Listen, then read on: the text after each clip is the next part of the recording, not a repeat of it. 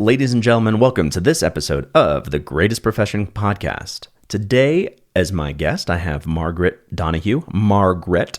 There's no A in there. Well, there's one A, but the middle A is not because it doesn't belong there. It's Margret. She's very clear about this, okay? So if you're going to write a letter later to Dr. Donahue, that's fine. But don't throw an extra A. Like Doctora Donahue, don't you dare. She doesn't like superfluous A's. Margret, there's no way that I can call her Margret. I'm just saying two reasons. One is that she is the critical care specialist at one of the specialty hospitals that I work with in Virginia. That's one. And then two, my grandmother's name is Margret, and which in and of itself would not be a problem. But my uncles used to do this thing where they would, we're silly folk. They would record stuff like songs and parodies and whatever. And then there would be, of course, the impressions that they would record. And you get a lot of, Margret, this is me, Margret, or whatever. I guess my grandmother was a parrot. That's what it sounds like, at least. From so I'm not calling her that. I'm going to call her Donahue. But if you know her, then don't listen to me. Why would you dare take advice from me? You know her better than I do. So, Dr. Donahue, Esquire, DVM, DACVVCCWXY, and also Z. She is a very, very smart lady. So Dr. Donahue was very gracious in offering her presence for this podcast and for your enjoyment. She is amazing. She's one of these, so she's a critical care specialist, right? So she's a criticalist who's also medical director at that hospital in Virginia. And she is also one of these people who, like the rest of us, doesn't quite always believe in herself, which, it's like I'm studied to know as many things as possible, and I'm going to keep doing that. So she's always one to try to look up a bunch of information to try to learn as much as humanly possible about whatever it is. As somebody who worked with her, that was fantastic because it wasn't that she, had a bunch of information that was like old information that she was like holding on to forever. No. One, she'd finished her residency relatively recently, so she has like pretty up-to-date info. But then two, she's like, oh, I need to know more information, which maybe in the long run can be torturing. But for the care of the patient and for, the education of the staff, it's fantastic. It's fantastic. One of the other crazy stories that I remember about working with Donahue is that there was this one time, I'm sure it's happened many times, but there was one time in particular where this dog was, I believe, on a ventilator, but regardless, needed very significant care. And it's a busy hospital and a lot is kind of coming in and out and all that. And she, slept at the hospital. She would just sort of kind of wake up and check some things and then go back to bed. She was hanging out cage side at 4 a.m. or something. And not that I recommend that for everyone, and not that she does that with every patient. That would be crazy. I would never talk to her. But this one she was very emotionally invested in, and so she did that. So that's the thing about her. Man, that's dedication. She's also, one of these specialists who is super smart, very nice about her intelligence, which is something that we get into a little bit in the podcast. She's never one to kind of lord her knowledge over you. She's not going to try to make you feel bad for not catching something. She mostly uses her knowledge for good. That's like her superpower. She uses it, to care for the patient and then also perhaps teach you some things. That's it. That's the extent of it. Not to make her feel better and you feel worse, which I appreciate. Another thing that I appreciate about Donahue is that she's hilarious. I don't know. It's not fair. It's not fair. just this sarcastic, dry, maybe if you don't know her very well and you work with her, her dry sarcasm might seem a little biting, but it's never directed at you. She's just sarcastic, dry, a little bit morose, and hilarious. Man, what a good time. Anyway, so if you ever run into her at a function like IVEX or one of these critical care symposiums, go say hi. Or don't, because maybe she doesn't want maybe she just wants you to leave her alone. She'll be the one hiding in the shadows. But she is somebody who I definitely appreciate being in the profession. With that said, please enjoy this conversation with Margret Donahue. It's with a bunch of letters after her name, Esquire. I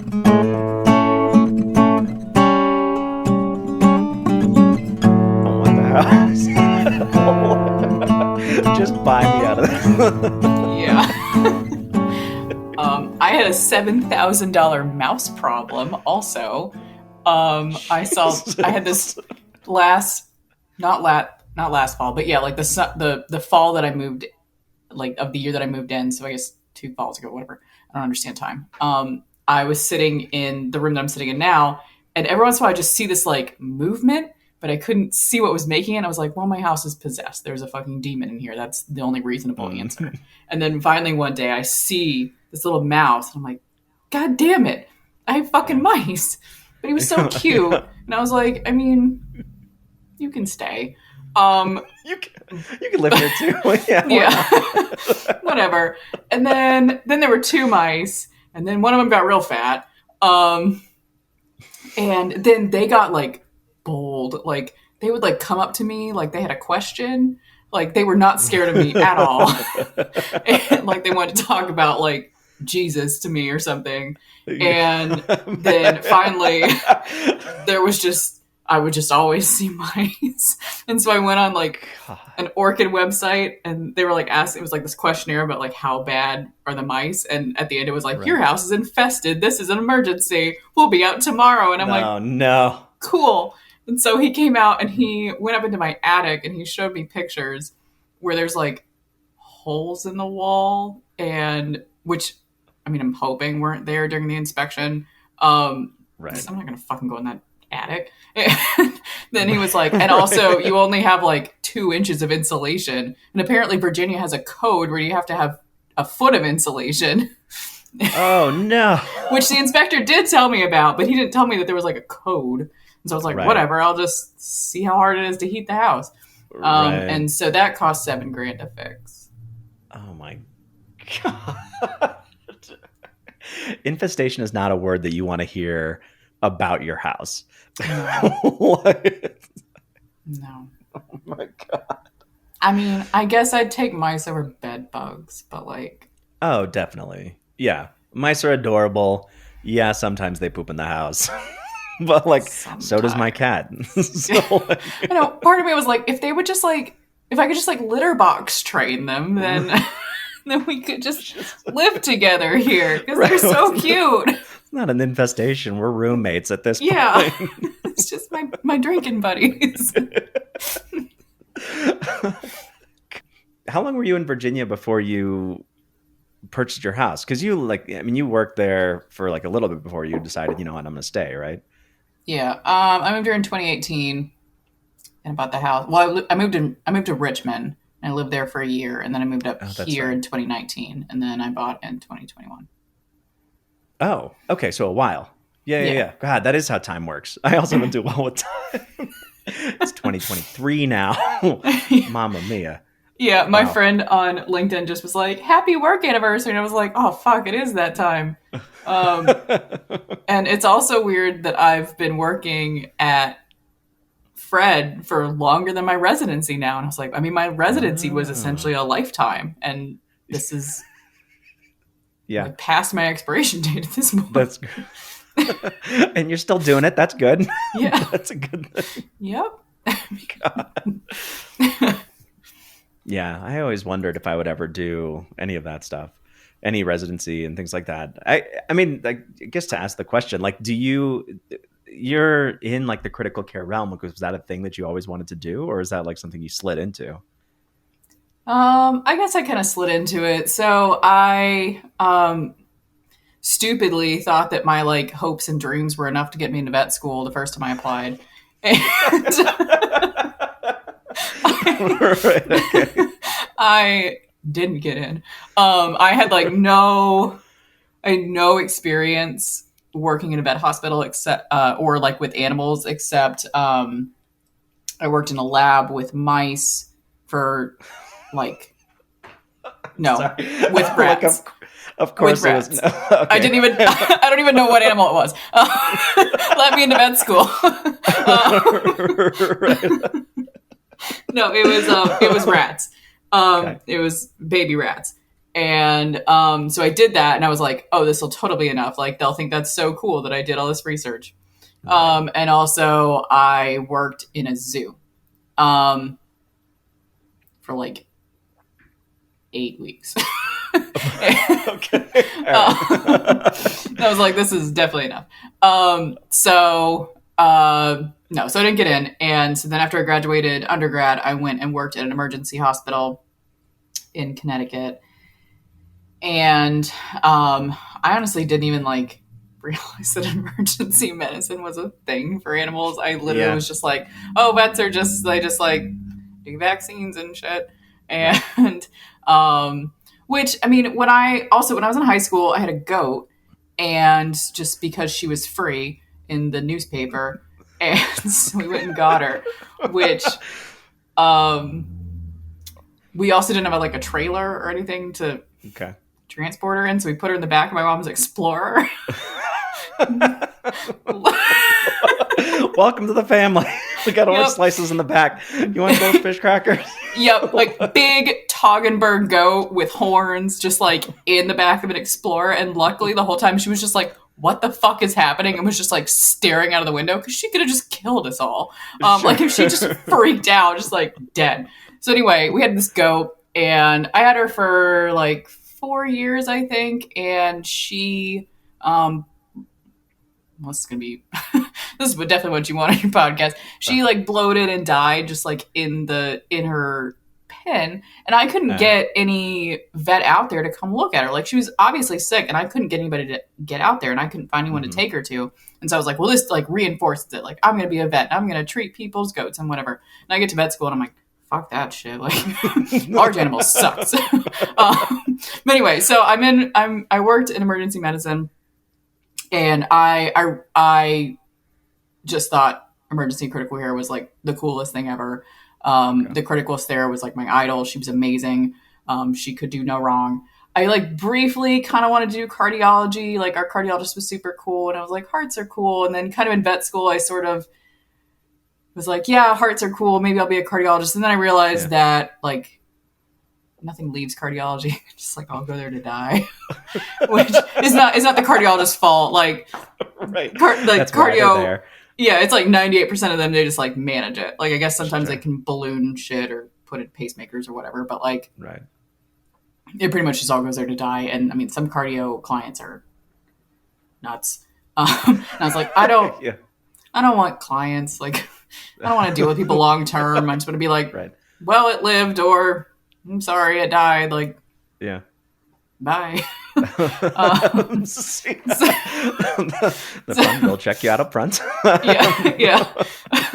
I was like, I don't want to deal with people long term. So, so that's how I got into critical care. Okay, I have a lot of questions though. I'm curious about the goat. See, like when I was a kid, there was no way that my mom would look in the newspaper, find a goat and be like, "Oh, you found it was your fault." Yeah, my hobby was looking in the for free section in the.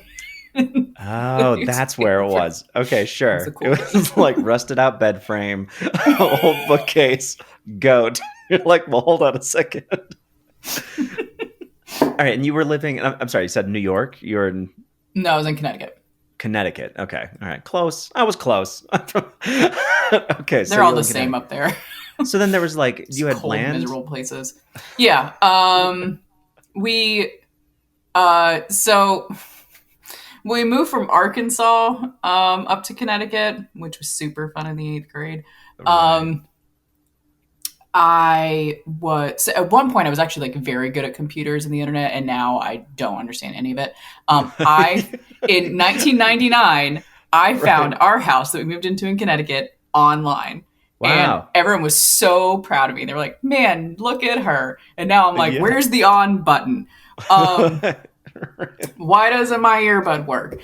Right. So we moved there, and it was a farm that we didn't have to do anything with. It was weird. It was like the farmland was owned by somebody else, but we had the house. But it Oh. was like it was a beautiful property. Like we got to look out on this like huge mountain that was just covered in hills. The whole house was basically just all windows, and then there were just like farm animals. And at one point I was like, "Can I have a goat?" And the farm people were like, "Sure. We'll help you build a fence." But at first we just put her in with the sheep, and the person who had her got her for like his grandkids or something. And then she grew very fast, but she was basically like raised with golden retrievers. So she kind of just like thought she was a dog. And so when we put her in with the sheep, she was like, "This is the best day of my life." And so she would just chase after them and like headbutt them. And the sheep are like never sheared. Yeah. And she would get her horns stuck in their Sure. Yeah. wool, and also they were just Yeah. terrified of her. And so we're like, well, we can't do that to them anymore. So instead we used to just put her on, because we didn't have a fenced in yard for our dog, we had a tether. And so she just had like a collar, and we just put her on the tether, and she would just like wander around the yard. And one time I walked outside, and it was exactly like a dog. She like looked up and was like, "Oh my God, you're here." And then comes like bounding over to me, and I'm like, "What the fuck's going to happen?" And she jumps up and just like pins me against the wall. And it's just like, "Hey," and then just like runs off. And I was like, fuck. Her name was Gracie Goat. She was actually pretty cool. But I had no idea what I was fucking doing. Yeah, Goat. sure. I was just like, I want to go. That's awesome. So then how long did you have her before she passed? Like 4 years. Wow, that's all right. That's enough time to like learn about goats. Like you would have had to like trim feet or things that you do with goats, presumably. No, I did none of those things. Oh, you did not. Her hooves never like. I don't do goat. I don't know anything about large animal anymore. I remember having to like wrangle 100 goats in vet school, and like we, did all the things with them, and you had to like draw on them with chalk, and like part of it was going through and doing the hoof trimming. You never did any of this? No, she never needed her hooves trimmed. Her horns didn't grow anymore. I mean, they were big horns, but they didn't grow anymore. She had butted me a lot. Yeah. She just like hung out and stripped trees to my parents' delight. And didn't take care of the lawn like we thought she was going to. And just like... It's like, no, I'm a dog. Yeah. I don't eat grass. My dad built her a like heated condo. Like she had a pretty good life until she didn't. Yeah. Yeah. And no, I didn't know shit about goats. All right. But that was enough. Why did they take me into vet school? I don't understand. I like kind of worked at a zoo selling popcorn or whatever you did. Did some rat research. And then I like kind of had a goat. But it was enough to be like, yeah, you know what? I want to go to vet school. So that was the impetus. Oh, no. I wanted to be a vet my entire life. I just didn't really put any effort into it. I mean, first I wanted to be a unicorn. And then when those dreams were crushed, I was like, okay, next best thing, I guess, is a veterinarian. So nice. I was one of those kids. My whole life, I want to be a veterinarian.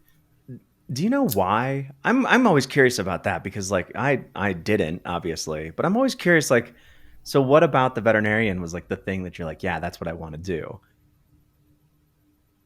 I have no idea. I think it was just like I like animals, and that was like in my head the only career that I knew dealt with animals. And I don't even know where I got it, because I'm serious when I say it was like 3 or 4 years old that I was like, I want to be a veterinarian. Like, wow. And it's not like there were TV shows about veterinarians. Like we didn't even have a dog at that time. Like, I don't think we got our first dog until I was like 4 or 5, maybe. Wow. So I guess I was just clairvoyant. I don't know. Like I just knew that was it, but also that there were no other options. That was the only way to work with animals. Wow. So I have no idea. That's amazing. God. I can't imagine. It's like, well, I guess this is what I'm doing. And you just like keep doing that. And then all of a sudden, one day you are. But then you didn't do that much work to get into it. Here I am living the dream. All right. So then you went back. You eventually, you're like, well, I guess I should get some like animal experience, which like good for you for doing that. You got into some emergency stuff. I did vet school a favor, actually. So then after you did your emergency stuff, then you applied again and then you got in. No, it actually took me 3 times to get in, because apparently I was still awful.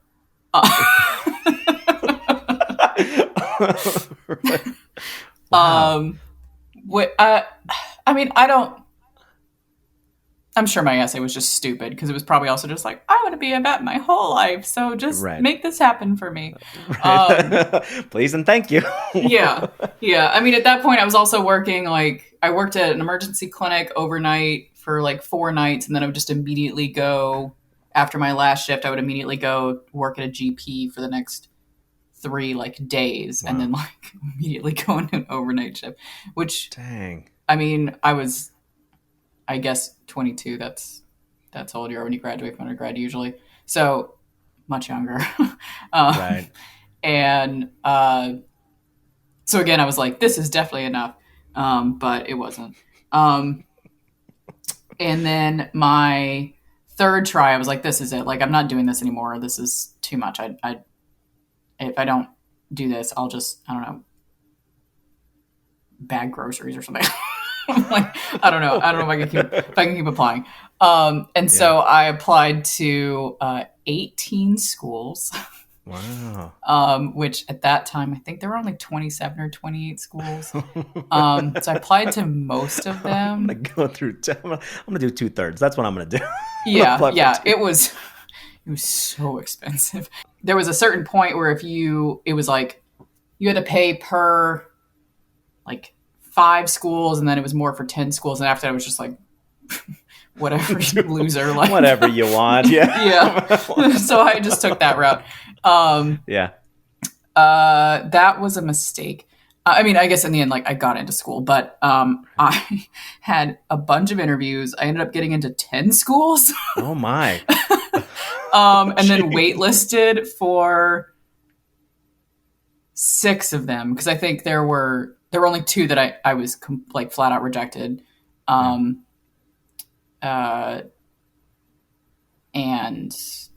yeah, that was an expensive, exhausting endeavor that I don't recommend. I mean, in the end, again, I got in. Yeah, you did.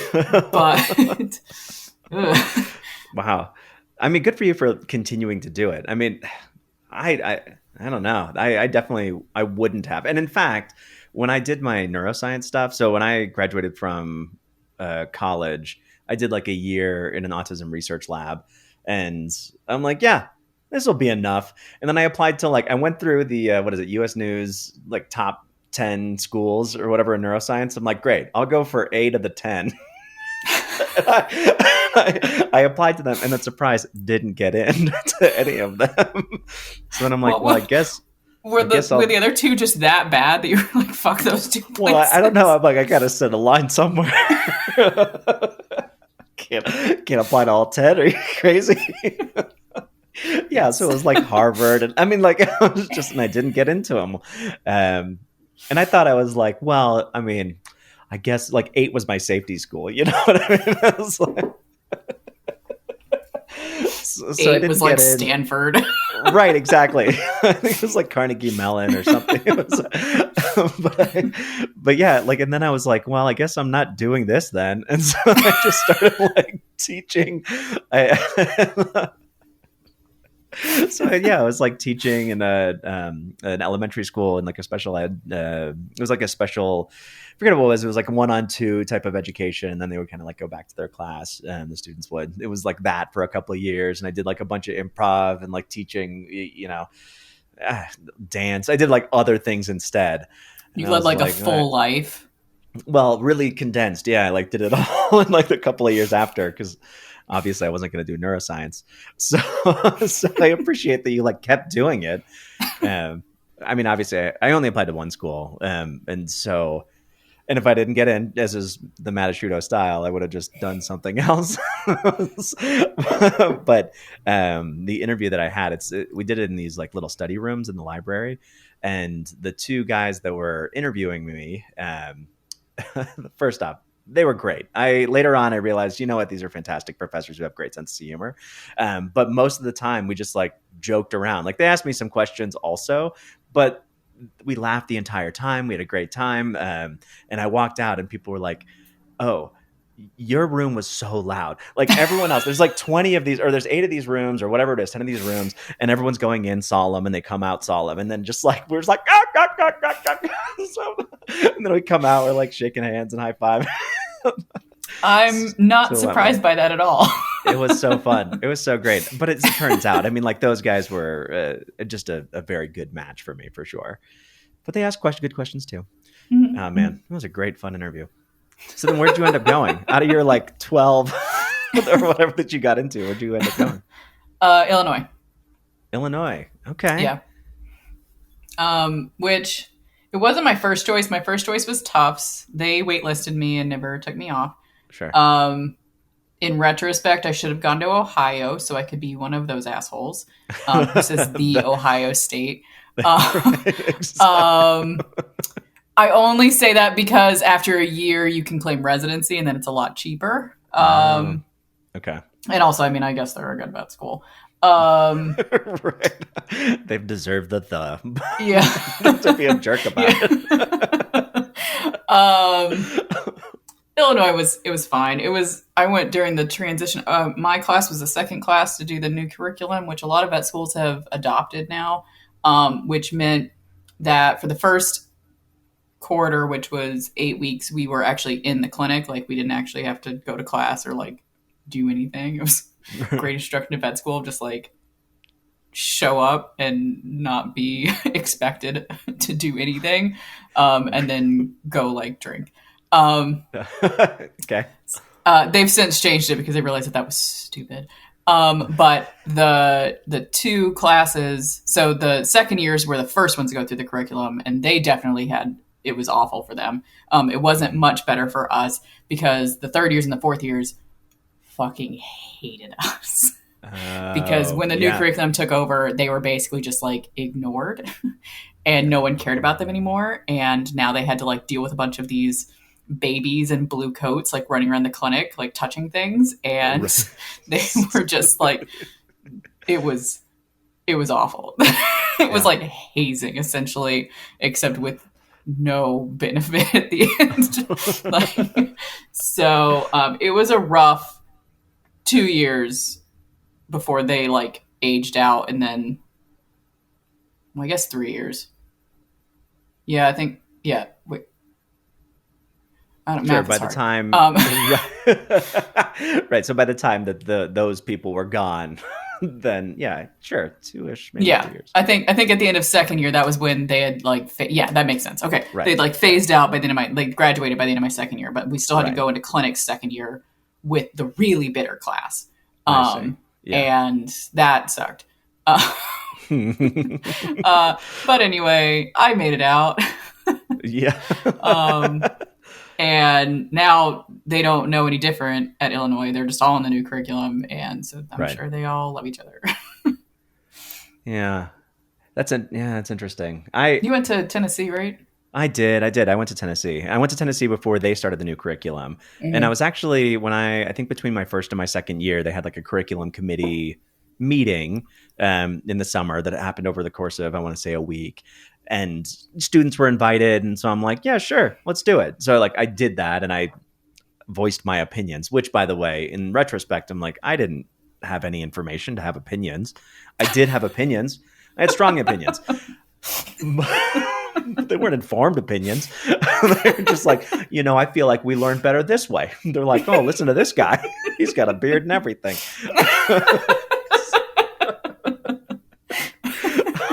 So then they changed it eventually. Is it now the Matt Asciutto learning curriculum at Tennessee? Yeah, exactly.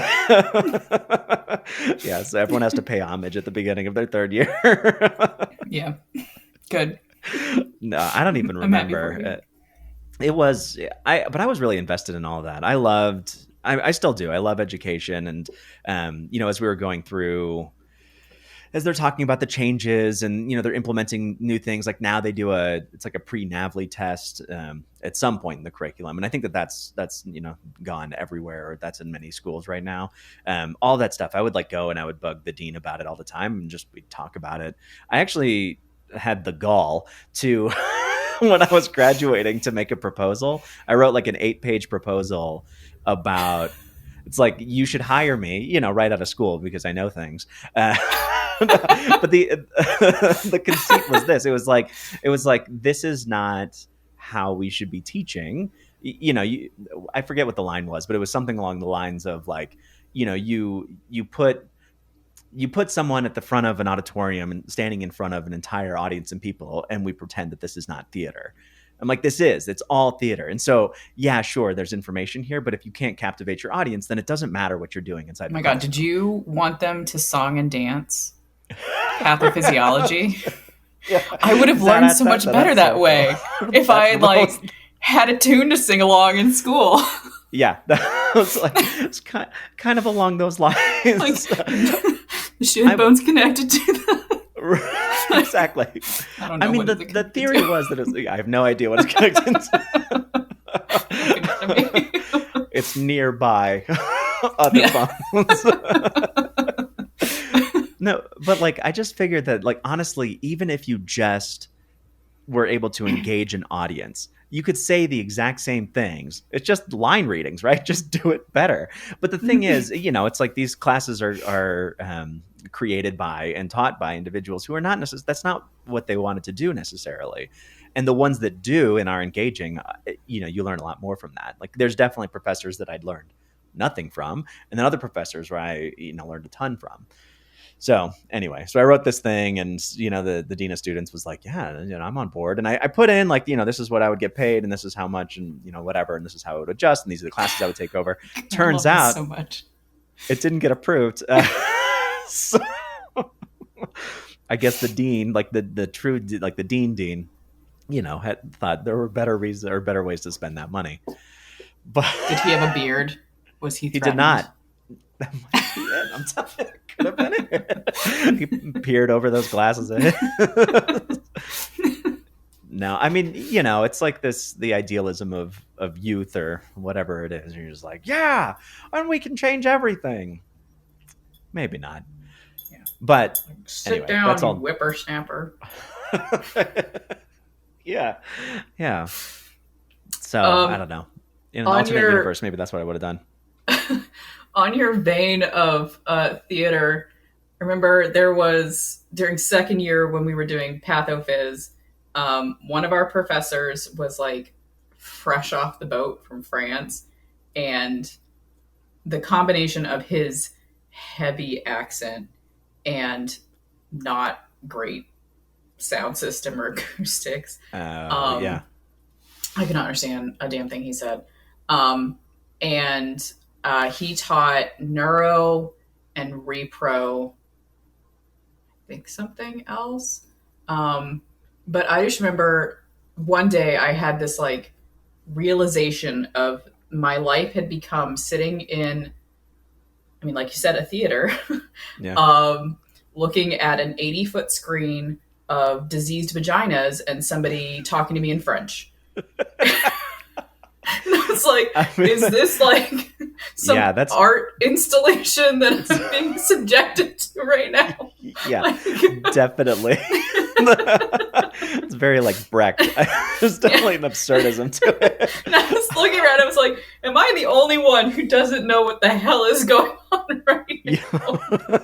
And they're all just thoughtfully nodding their heads and taking notes. Yeah, like, oui, yeah.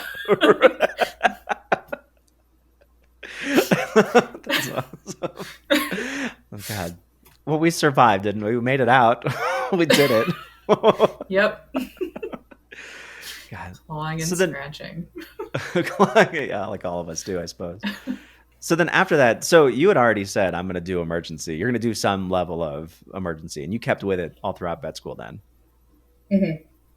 So then by the time you were done, you're like, all right, great. Next. Something you kept. Did you go straight into an internship, or did you do like work or something before? I went straight to an internship, although there was a period during my 4th year that I was like, holy shit, I can't do an internship. Because I went to, maybe I won't say where. I went to where my idol criticalist did her internship. And I was like, this is where I'm going to do my internship. It's a huge hospital, currently associated with my hospital, right. In a grand scheme corporate sense. And I was like, this is going to be great. I did a cardio externship there, and they had like, I don't know, 20 interns or something.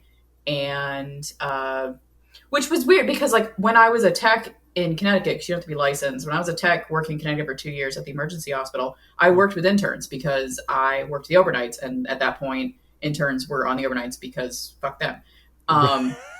They had no oversight, and they were just literally like week 1 of internship, like, good luck, go. I remember there was some poor intern that we like admitted this DKA, and she had me a treatment sheet that just had like a blood glucose at like once. And I was like, try again. I'm gonna need some more from you. Yeah. This is not gonna go well for you in the morning. Right. So like I knew what an internship was like, but I guess, I don't know, I'd never been in rounds with the interns, and man, they got ripped apart, specifically by one specialist who was just an absolute nightmare. Where you did your internship? No, where... Oh, were you... Yes, eventually. Also, where, yes, and every... Yeah.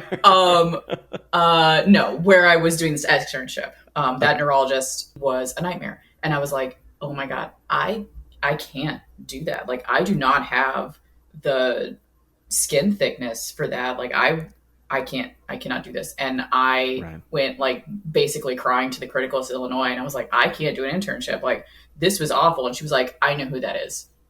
Just don't go to a place like that. And I was like, oh, okay. Well, okay. All right. So there was like, I don't know, like a month where I was like, I don't know what I'm doing with my life because I can't do an internship and I have to do an internship. And like, I was terrified. Wow. Gosh. Yeah, that would be terrifying. Jeez. Yeah. Yeah. Cause then it's like, okay, sure. Like, where do I find one that's not like that? Like, yeah, basically. I didn't know that was going to be like that. Yeah. Wow. It was awful. But then I did an internship, and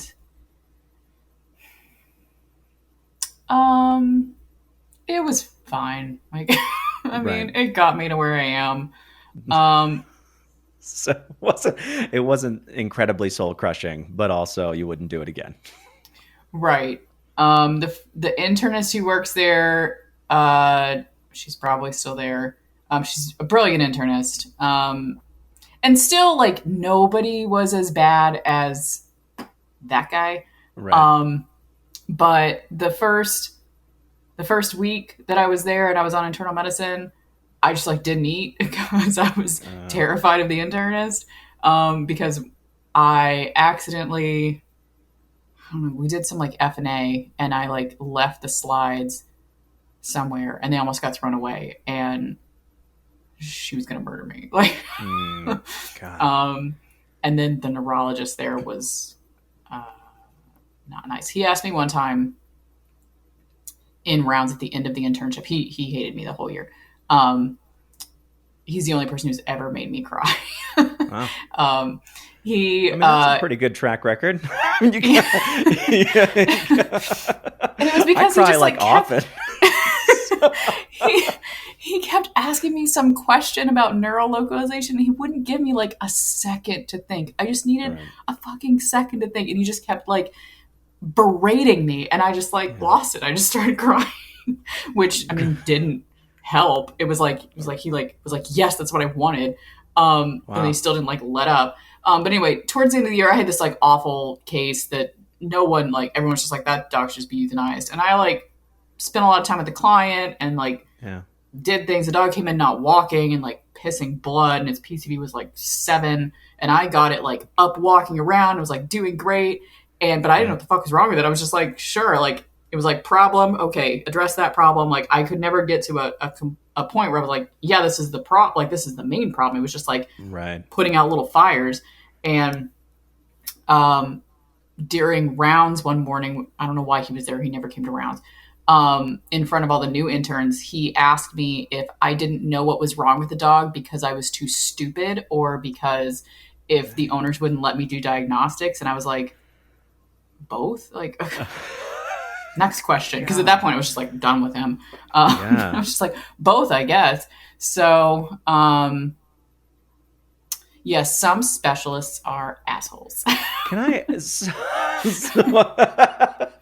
I mean, I guess okay. They don't have to be a specialist to be an asshole. Some people are just assholes. That's true. Like, just some people. There's just like in general. Yeah, there's just like certain specialties where you're like, okay, most of you are assholes. So when you find the one that's not an asshole, you're like, you're the greatest person alive, just because you're nice to me. Thank you for being human. Yeah. I guess. So, okay, as a specialist, because you are one, right? Why do you, why do you think that is? Do you have any insight whatsoever that like makes some of these people be just terrible humans to each other?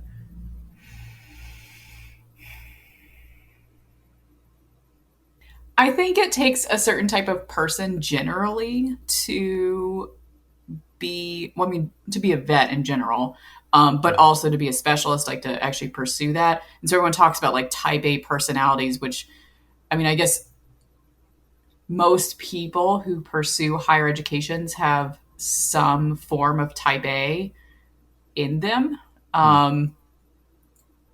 Whether they want to admit it or not. Like, I mean, there's some part of you, Matt Asciuto, that is type A, even though you were like super laid back, but also nobody really talks about what type B is. So like I don't even know what type B is. Is there a type C?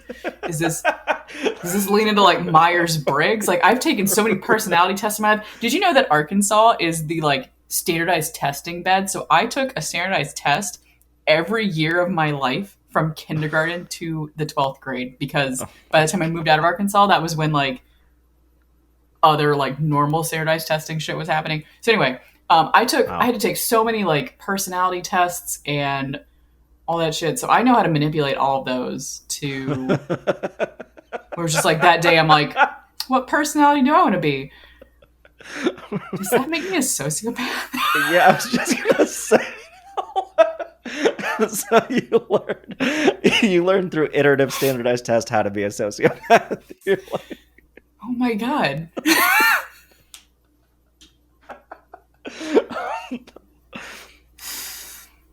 This is like a Mari moment. Like, all right, so now you've realized what you've done to all those around you for your entire life. Yeah. Man. This podcast, look at what you've done. So revealing. Just allowing for deep introspection here. Now for the next part of the podcast, we'll go ahead and make a list of the individuals that you have to apologize to. If you don't mind. I think we'll be starting with some neurologists.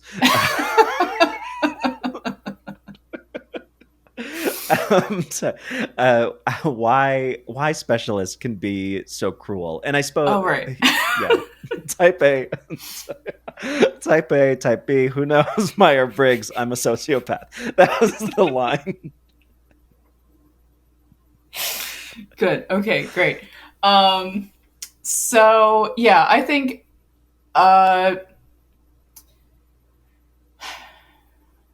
I think they just all have kind of a certain sense of control that they feel like they need to maintain.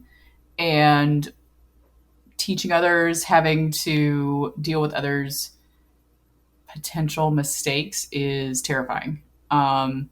Especially when it comes down to like they're going to have to be the ones to explain that. So like with an internship, I mean, obviously your license, like in the end, it's kind of on you, but also if it's a teaching hospital, like it's kind of on those who are teaching you. And so that's terrifying for some people, especially if they probably, I mean, everyone in this industry has imposter syndrome.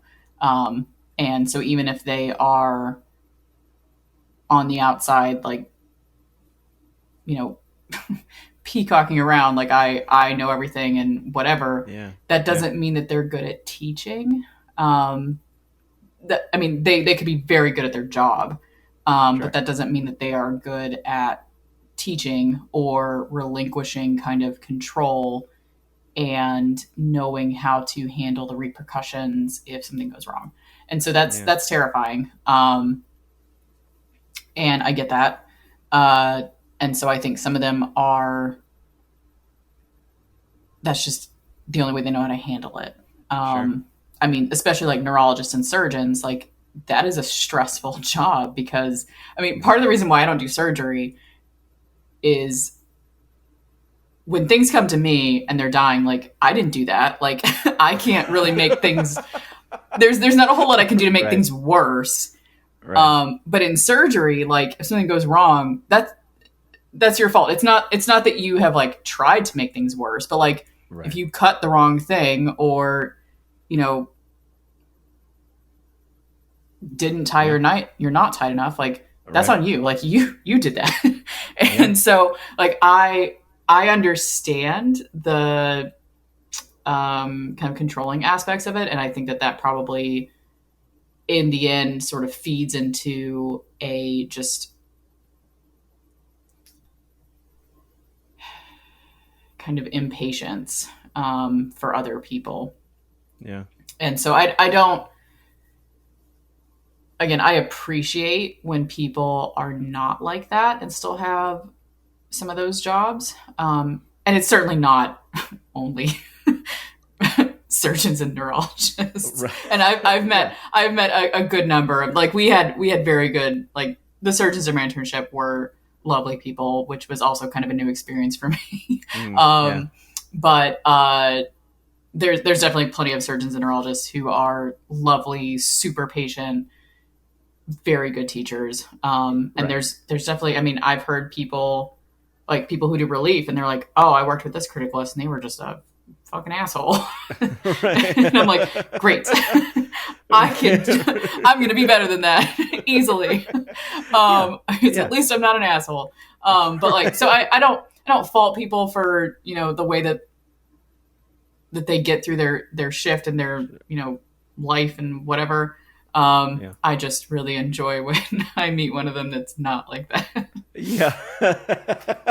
Yeah, exactly. I find that to be the same with owners, like the really angry, demanding, yelling at everyone owner. A lot of times it's like, I do try to give them a little bit of grace because it's like, you're scared right now. It's like, I get that you're scared. Maybe we should talk about how not to take that out on the people who are trying to help you. But like, I understand that you are dealing with a fear and an insecurity and not knowing what the outcome is going to be.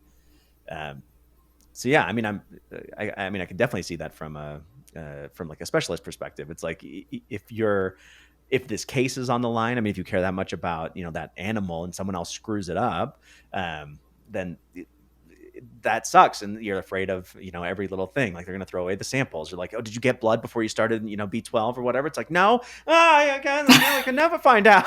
Yeah. But yeah, it's your license and might as well euthanize the pet now. Like, might as well. Texas A&M will never let me hear the end of this. Yeah. And it is difficult, especially in like a high-paced environment. And we're talking about a cumulative effect too, right? Because what are the stressors on these people? But yeah, in a high-paced environment, it's like to have the patience for someone to like take a little bit to figure it out because they don't have all those years of experience, it can be a little bit difficult too in trying. Yeah. I didn't do it. So I didn't do an internship. My first job was effectively structured as an internship, but it was just that VCA bought the hospital. And then they're just like, we just don't have the bandwidth for it right now, but we're going to kind of treat you like one. And then you'll get paid like a doctor. I'm like, so, yeah, okay. So, sounds good. Yeah. So I didn't quite get that experience. I could always sort of leave or quit or, whatever. And now it's like the ultimate. If I don't like a team, I'm like, all right, I'm never going to be back here. See ya. Yeah. So right now is it still just you in terms of the specialties, or do you have internal medicine and surgery again or no? Right now it's still just me. We have a locum internist who comes once a month who is so lovely. I like her so much. All the techs like her. Everyone really likes her. She just lives kind of far away, and she also kind of came out of a bad situation. So I get her kind of hesitation to sign another contract right now. Sure. And then we have a locum surgeon who comes once a week, but he kind of just does like kind of pre-planned orthopedic stuff. Okay. It's not like if I have a surgery that like comes in that day, it's not like he can really take it. But yeah, so right now it's just me. Still looking. If anyone listening wants a job. It's a nice place to work, I think. Yeah. Just kind of in the middle of nowhere. Yeah, I mean that's true. It was super busy, and like I remember the clientele were kind of all over the place. And some of them, yeah, man. I mean, some of the clients, especially on ER, I guess I'm talking ER, could definitely be fractious. But truly from a staffing perspective, absolutely. I was like, I mean, everyone there is actually fun to work with. Yeah.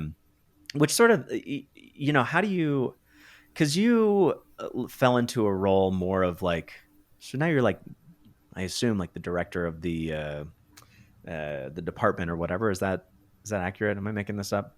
What are you? What happens? What do you do? What do you do there? I am medical director. Yeah. Okay. And that kind of, I mean, I'm a medical director of Fred. Sometimes if needed, it kind of spills over to the other hospitals down in Richmond area. Oh, okay. And I've heard the term like director of critical care or something also because one of the hospitals down there has critical care.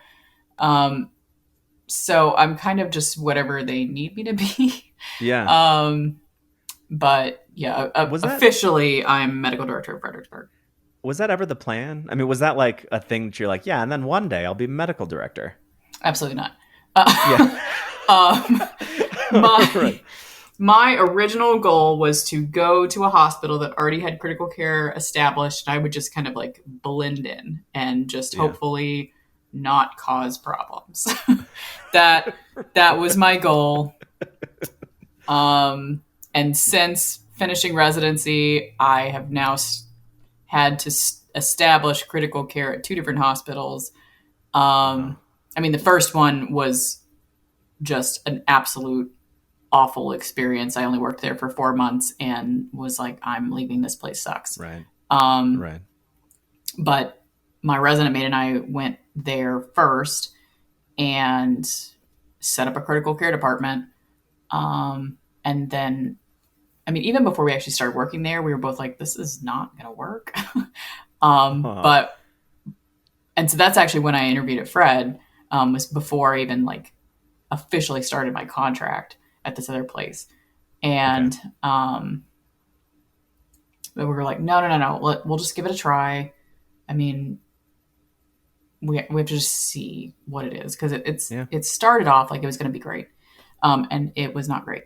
It was a miserable experience. Pretty much like, the entire internal medicine department left. A couple of the ER doctors left. me and my resident mate left like within 4 months. It was just an absolute miserable place to work. It's Yeah. owned by a competing corporate, um, which I will be nice and not mention where it is. That place sucks. um, and so then I moved up to Fredericksburg, where again I had to establish another critical care department, but this time by myself without my resident mate. And Right. there was a lot of pushback originally. A lot of those doctors are gone. Not on my doing. They on their own.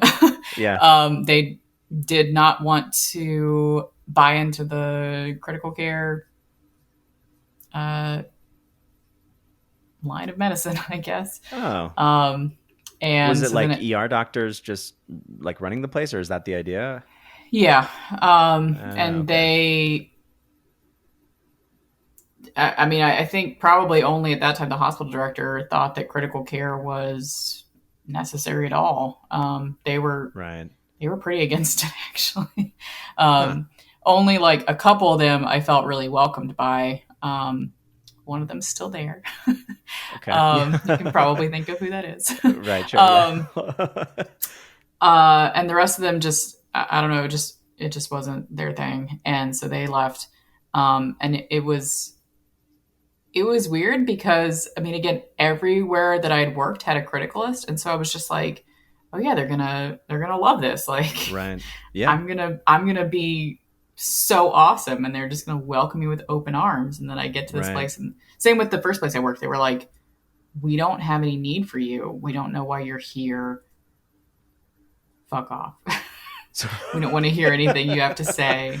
Right. And that was like really Do you know disheartening. why? Yeah. I mean, do you know like what their resistance was? I mean, I think at the first place they were really afraid that we were going to steal their production, Uh, which I mean, unfortunately, is a thing in veterinary yeah. medicine. Yeah. And the second place, they just like didn't. I think some of them just didn't want to hear that they could be practicing better medicine. Not that they were practicing bad medicine, just that it Sure. could be better. Yeah. And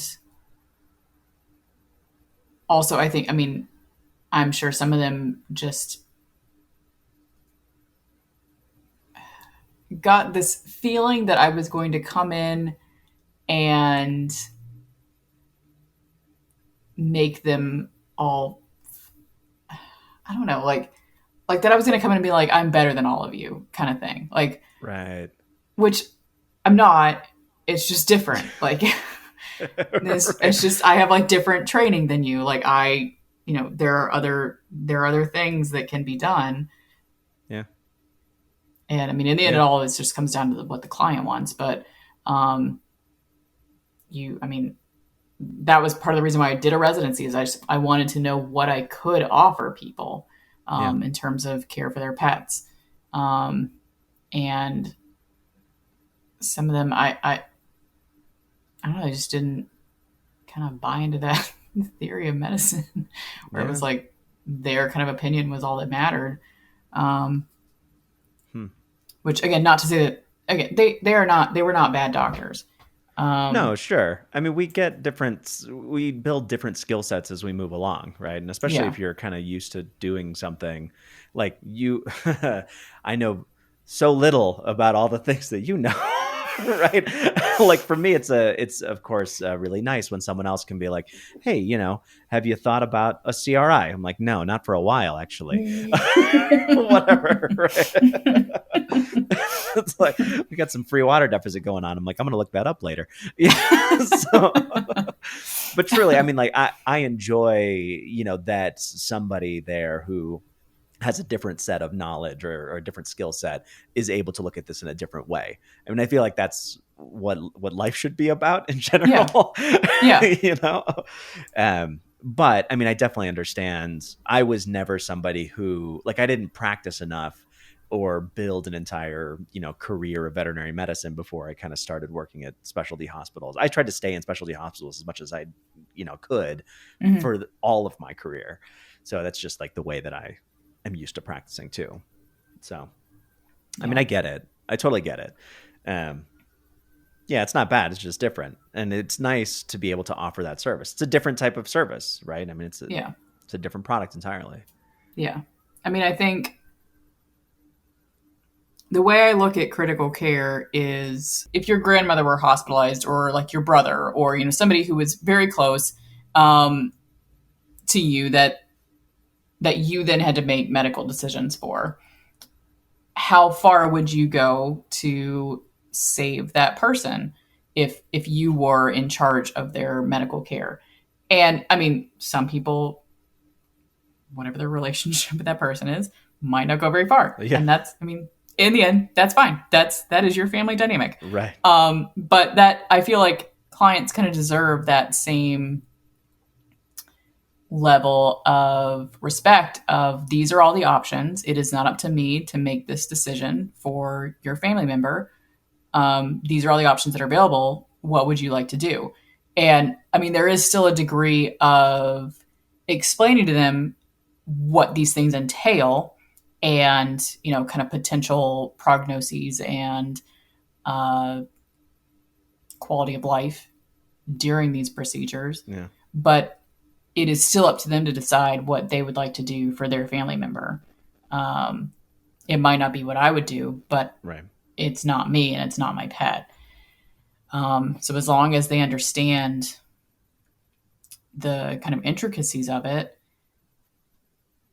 that's on them. That is their decision. And I feel like they deserve to know what all the options are, because one, there are more options now than there used to be. And yes, they may be expensive, or yes, they may be considered extreme or whatever. I mean, there's people who travel to Japan to get valve replacements for their dogs. Right. Like, I'm not going to deny you that opportunity if you have whatever hundreds of thousands of dollars that entails. When I did my externship, there was a client there who did that. Wow. They went out to Japan. They got their dog a valve replacement. They were happy with that decision. Yeah. Pretty sure they were like a mob boss, and that's how they got that money. But like that was that. We had during my residency, we had a 5FU dog that she had to go on the ventilator. She was on the ventilator for, I think, like 12 days. Which, I mean, 5FU, it basically it punches holes in your brain at these, she ate like an entire tube of 5FU, which, I mean, it was Cape Cod, so it's just a bunch of old people with skin cancer. So old rich people and then poor young people. Yeah. That's what Cape Cod, and heroin addicts. That's all Cape Cod is. So good cross section. And then like 1 million people during the summer, making the resident's life miserable. Right. So this dog got into 5FU. It was on the ventilator for I think like 12 days. And then she was in our hospital for another like 2 or 3 weeks, like just recouping, like, because she's basically a vegetable. Yeah. And anyway, she I don't know what she's doing now, but like a couple months after we sent her home or whatever, the owner's like, oh, she's a champion dock diver now. So like she did great. Wow. We weren't in touch with animal control, poison control. Sorry. And they were like, yeah, this is going to be bad. I don't know what the status is now, but I think at one point, this case was like the highest dose of 5FU that actually lived. Wow. In like poison control history. So anyway, towards like the end of all this, they were like, oh, I mean, there is like an antidote, but it's like $75,000. It's like, well, these people have spent like $75,000 with no guarantee. And so you're telling us that there was like a better option that like we could have given them. Like that's unfair. Yeah. So that was one of the reasons why I did a residency, where it's like, I want to be able to tell people what these options are. And I mean, hopefully do some of them. Right. I can't, Right. there's a lot of things I can't, like I'm not doing decompressive craniotomies, but like, you know, like that is an option. You can go somewhere. I can try and help you find one of those places. Like, Yeah. it's just, people need to know what their options are. And in the end, if they choose not to do them, that's fine. Sure. Of course. But as long as they knew what they were, that's kind of how I think about critical care. And a lot of people disagree with that because they think it's not fair to put animals through things like that, which, fine. I mean, like, I'm not arguing against, you know, again, quality of life. Yeah. I don't know what it's like to be a dog, not knowing what's going on. And it's your goat dog. You know, yeah. But also, like, if nobody does these things, these kind of advanced, what people consider extreme things, then veterinary medicine is never going to expand and continue to grow. Like, they will just continue to never be options if people don't do these things. And so that's another reason why I tell people these are options, because eventually they will be more commonplace. I'm sure at one point it was just like, well, we tried these steroids and I guess they didn't work. So Right. Yeah. And now look at where we are. Yeah. Things get hospitalized and get blood transfusions and put on ventilators and get dialysis and stuff. And that wouldn't have happened if people weren't aware that that was an option. So yeah, that was kind of one of the other reasons why I went into critical care. That was like, this stuff is cool and people should do it if they can afford it, unfortunately. Right. It always comes down to that. Yeah. Yeah. You're right. I feel like I get frustrated in where I am and where I also feel like that there's a little bit of there's an end point to my journey within emergency medicine, because I get frustrated with not knowing things or not being able to do things. Like, there's a limit to what you can do as an ER doctor. And yeah, of course you can expand that and you can learn, as much as you can in continuing education and whatever. But like, truly as an overnight ER doctor, a lot of the answers are like, well, I don't know, I guess we'll test about some stuff in the morning. I get really frustrated at that. And like, I'm the guy who gets really excited about ADH receptors, So I can absolutely appreciate the, like, just wanting to know what the options are so that you can offer them. Like, yeah. And that's also nice too, because, presumably for the people who are working in your hospital then, or any hospital who is then associated, this is why it's nice to work in specialty hospitals, is that even though you may not know, somebody does, and then you learn. And then they can all see, like, oh yeah, we did that thing once. So. Yeah. And I love teaching. I don't like people who hoard knowledge. I don't think that's fair. Right. I say a long time, but then I feel like, it's not like I've been a vet for forever. when I graduated in 2014. And so almost 10 years. But I still feel like, I've really only been on my own for the past 4 years, like since I finished my residency. Yeah.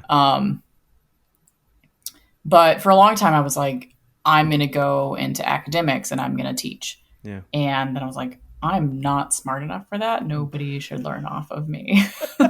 I need to get my shit together first. But then I was like, it'd actually be really great to teach technicians because I think a lot of people leave the field because they aren't being used to their potential. And also, a lot of them got into this field because they're also curious and they want to know, but they like doing more of the hands-on stuff. And so they're, the equivalent to human nurses. And so I love teaching them stuff like putting in lumens and female UCATs and G tubes. Like, I love that. Any new person that I can teach how to do something, it's like the greatest. And then just watching them get more confident at it, it's so good. Because one, I know that they feel better about it when they can get it, and then they just get better at it, and they're like, oh yeah, I just got that in a one try. And two, it does help me where I'm like, God, now I have to put in this, I have to spend 30 minutes doing this or whatever. Because they can do it. Yeah. Yeah. So it does make the hospital more powerful. Like, and maybe that's an obvious statement, but when you have the nursing staff who is empowered with knowledge, and skills, then I feel like the hospital in general works better. But that feels obvious to say. But I suppose what I mean is that, like, doctors kind of come and go, especially right now. I feel like it's easier to have, transient medical staff, doctoral staff. But if you have nursing staff who actually knows what the hell they're doing and is able to be like, yeah, I'll do that, like, no problem. Whereas I come in, I'm like, I could never do that. Then now we as a medical team are that much more powerful. It's not that the people with like the most letters have all the knowledge and then, it trickles down from there. That's silly. Like, it's complementary. You want everyone to be working together as a team. Yeah.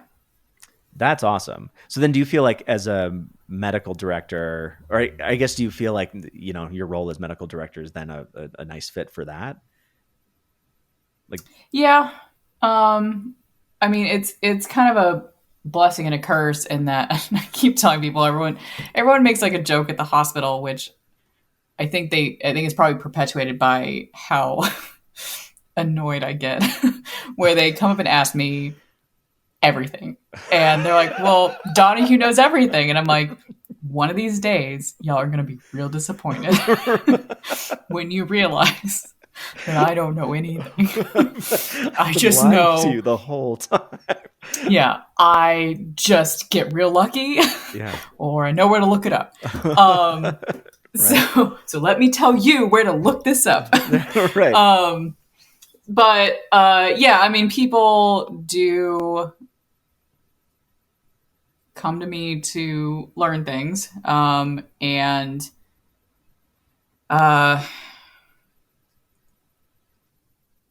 I know the answer half the time.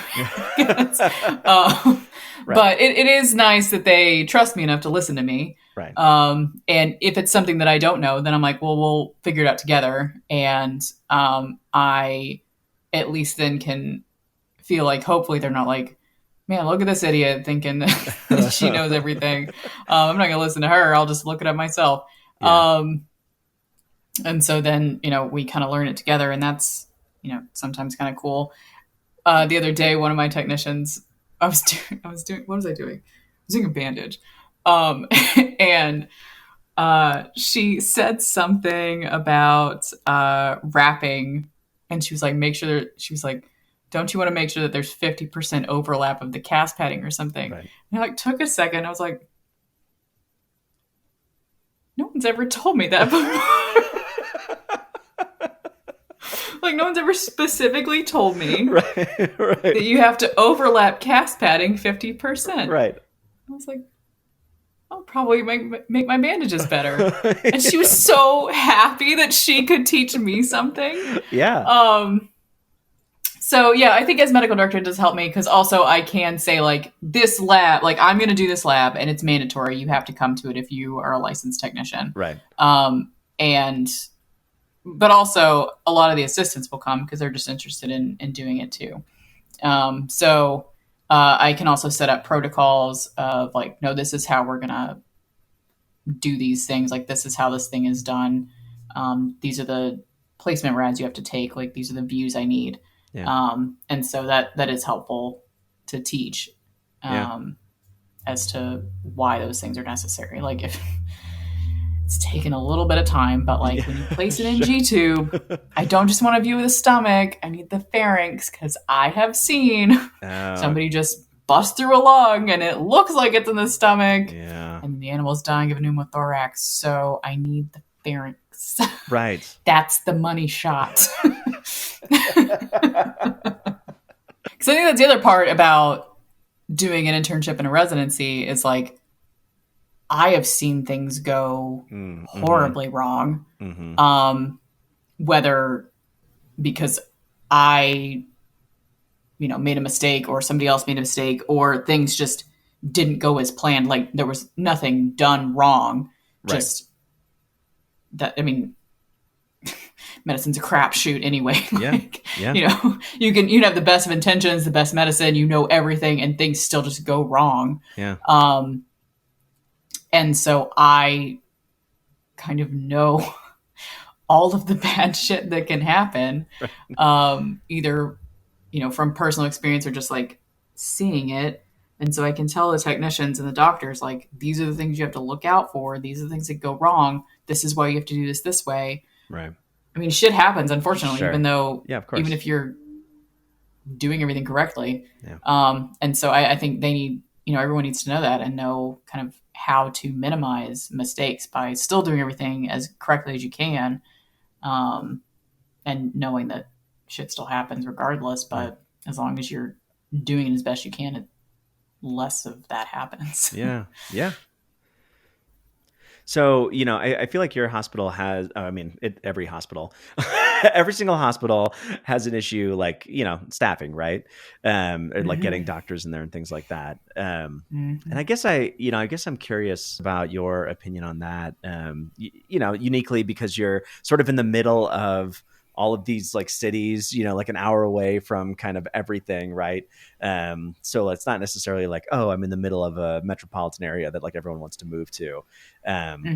But, and truly Virginia in general, I just feel like has a difficult time like recruiting doctors into it. But anyway, so as a medical director in like one of those places, like, I don't know, like, how do you feel like it's sort of changed over the past, I don't know, year or two, or we're like moving in a direction where you feel like we're getting out of it, or what are your thoughts kind of moving forward? Oh no, we're definitely not getting out of it. No, we're drowning. Please. Yeah. I mean, I also was kind of exposed to the situation during my residency because my residency was on Cape Cod, which I always have to preface or whatever, like the post statement word is for that, of like, Cape Cod is not glamorous. It is a shithole. Cape Cod is not a nice place to live. It's a nice place to visit when you're rich and you can just go there and then leave. But it sucks to live there. Okay. So everyone thinks I'm like super posh or waspy or whatever. When I'm like, I did my residency in Cape Cod. Right. With all the heroin addicts. Like, I had an apartment under a bridge. No. Yeah. Like, almost couldn't find a place to live. But I mean, because of that, like, nobody wants to live on Cape Cod. Right. They all want to live in Boston. Right. And so we had a really hard time recruiting staff doctors for where I did my residency because nobody wants to live in like Cape Cod or like, that whole, like, who wants to live in Sandwich, Massachusetts? Like, that is a place in Massachusetts. Sandwich. I lived in Mashpee. So no one wants to live in that area unless you're really rich and can live out on like the lower Cape. Everyone wants to live up in Boston. So that's kind of like a similar situation to where I am now. Like, people want to live in DC or Nova, or they want to live in Richmond. Right. Nobody wants to live in little old Fredericksburg, which I get, but like, it's a cute little town. Yeah. So anyway, recruiting. Yeah, I mean, medical staff wise, it's hard because we have to compete with what they're paying up in Nova, which is a lot of money. Not to say they're not worth it. It's just, it's hard. Yeah. When, I mean, half to 2/3 of our clients can't afford what the rates are already. And so to pay the medical staff more, we have to raise the client costs more. Which no one wants to do, but in reality, we still need to staff a hospital. Yeah. I mean, we have been increasing the amounts that we're offering technicians and assistants and CSRs. In terms of doctors, I mean, we try to offer them quite a bit of money. But I think it literally just comes down to kind of location. Yeah. We also, I think one thing that we've done, which has drastically changed from when I started working there, because when I started working there for the first It was 2019. So the first year that I worked there, it was a miserable place to work. The people who worked there just did not care about, it was like the old guard. Like Right. they did not care about protocols or changing anything. They pretty much were just left to do whatever they wanted to do. The overnight and the day shift, it was just a constant war between them, which I feel like is not uncommon. Like that happens a lot at the hospitals. But we've done a lot to improve the culture in our hospital. There's very few of us left from when I first started working there. Right. And the ones that have stayed are, they're phenomenal employees. And so I think in the end, it kind of comes down to the location of your hospital and the people who make up your hospital. Yeah. Not so much how much you're going to pay them, because some places probably always going to pay more. But you do still have to enjoy or at least tolerate the place that you work. Right. And I think for the most part, there's always going to be little tips and whatever, but all of us genuinely like to work with each other. Yeah. And so I think that's kind of a big drive, or a big kind of bonus that we have at our hospital. Like, you said we have good staff. Yeah. They're all good people. Yeah, exactly. Yeah. And so I think that is probably the most important thing about moving forward with veterinary medicine, because I don't necessarily think that we have less people in the profession. It's unfortunately that people just keep building new hospitals and spreading us thinner and thinner. Right. And everyone's like, well, I'm going to make a better ER. No, ER sucks. It's hard. Like it's hard. Yeah. Like, yeah. And it's just always going to be hard. You're not going to make a better ER. I'm sorry. Like it's at its core, it's hard. And stop building more hospitals. Stop spreading us thinner. There's not people to staff these hospitals. Yeah. Just fortify the ones that you have first. Yeah. And stop like stretching shifts so thin that, that's why people want to quit. It's because they just don't feel supported. Yeah. And they just feel like they're in a situation that they can't control, and they can't, do the job that they wanted to do. Yeah. Because they don't have the manpower. I always thought I it's think like, that's what it comes down to. Yeah, because you go to some hospitals. I do think that if I have 3 doctors in one hospital and however many support staff, 10, 12 or whatever, if it's all in one hospital, you can see a lot more cases than if you were to spread those amongst 3 separate hospitals. Absolutely. Yeah, I agree. It's just like, and maybe that's what we kind of move towards. Yeah. Maybe that's the, like if you look at the human model, right? It's just these towering giant structures with a lot of medical personnel inside seeing a bunch of things. So yeah. Maybe. And I think there was recently some YouTube video I watched, which I think it was from like the New York Times or something that was like probably reputable, where the nurses were talking about how it's not that they're, because everyone's like, oh, we don't have enough nurses in America or whatever. Right. It's not that there aren't enough nurses. It's that the hospitals won't hire enough nurses per shift because they don't want to pay. Like they're looking at, revenue at the top kind of thing, which I get, like being on the leadership side of a hospital and having to constantly hear about revenue. I get it. And it's not always about like, oh, what are the people at the top making? It's literally like, how are we going to pay the employees that we have currently? Right. And also give them raises and like, make it worth their well-being. How are we going to compete against Nova? How are we going to compete against Richmond? Like, right.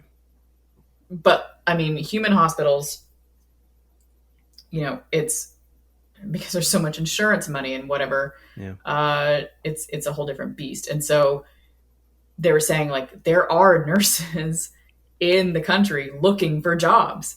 and there just aren't hospitals hiring them. And so the nurses that are currently working on their shifts are just completely burnt out, and they don't feel like that they're able to do the job that they train for, and patients suffer and die for it. Yeah. And it's kind of the same thing in veterinary medicine, where like I've definitely had shifts where I felt like I was like, well, okay, great. I treated like 15 animals kind of halfway. Like I did the best that I could with the time and resources that I had. But if there were another doctor here right now, or if I had had half those patients, could things have turned out better for them? Yeah. And I know the technicians and the assistants feel the same way. Like they look at the treatment sheets and it's just like a bunch of missed or like late treatments, and that doesn't make them feel good. Yeah. They also want to do a good job. And so there needs to be, if there's going to be this many hospitals in the country, there needs to be more staff, or they need to stop opening hospitals. Right. Well, I've taken a ton of your time, and as it turns out, I'm like now in a dungeon. I don't. This window, apparently it lets in natural light, which only happens at certain times in the day. Do you not have artificial light in your house? You just rely on Colorado. We can't afford it. No, we're having a kid. We can't afford electricity. You just have your fancy opening windows and nothing else. Right. I'm running this computer on a little pedal electrical system. So I've been pedaling this whole time. That's impressive. Yeah, my quads are sore.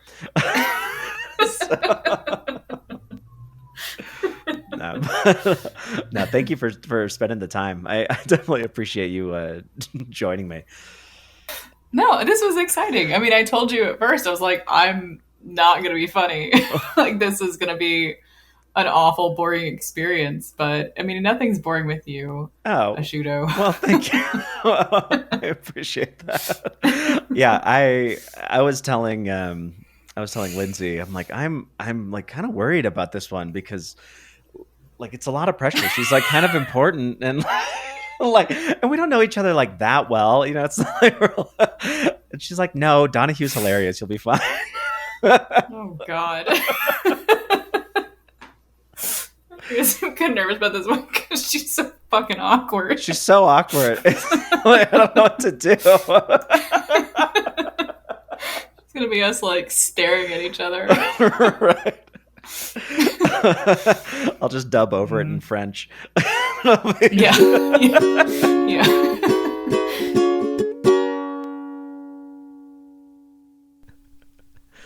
So that was my conversation with Margret Donahue. She's great. Oh man. Yeah, she's great. We talked at length about a couple of things, specifically about, people, experts, being experts and not being jerks. I mean, to be fair, like many of the specialists that I've met in my travels, many of them are actually really nice and understanding and relatively easygoing. I think that the ones that aren't are under a lot of stress due to some other mechanics of the job. But then there are those who are very particular, who only seem to want to make you feel bad for not doing certain things, and like shame you almost into doing better medicine, which I think is counterproductive. I mean, for me, I shut down if I get something like that. It's like, why didn't you run this test? I'm like, well, it was like 4 a.m. We were busy and we can't run that test. Like, I don't know what you want from me, apparently, to not be here. So I probably have a history of maybe not showing up again to those places. But anyway, so, we talk about that some. It's one of those things that I never really completely understand. As somebody who has been in a teaching position, I understand how frustrating it can be sometimes if your knowledge is, more it's just much greater than the individual that you're teaching, because that's how teaching works. And like, just, they can't get it. And you don't know how help them get it, which then, I mean, at the end of the day is like more a reflection on me, I feel, than it is on the student. But I could see that the frustration could also lead to the like, what the hell is wrong with you? Why won't you learn this info? And you put that into a high stress environment of a specialty hospital and, care that may be extensive, and mistakes or not catching something it can be significant. We just basically turn up the fire on an already boiling pot. Perhaps. But neither here nor there. That's not how Donahue operates, which I always appreciate. So with that, thank you again for listening to the podcast. If you haven't already, please share it to your friends, to your coworkers, to whoever, really, at the end of the day. I like it. And thanks also for those of you who've reached out and provided feedback. I'm always interested to know kind of what you're thinking, what you're enjoying, what you're not enjoying so much. Like, why does he laugh at his own jokes? I don't know, but I do. It's a sickness. But if it's funny, I didn't say it. It just came down and then it came out of my mouth, and I just think it's so funny. Anyway, if you're, thank you again for reaching out and sharing and I've seen things up on the social medias and all that. And so I definitely appreciate that. It's nice to know that people are listening for sure. I'm going to keep doing it regardless. So, whatever. No, but it's really nice, and thank you again. And with that said, I hope you have a wonderful week, and we'll catch you next time. Thanks again.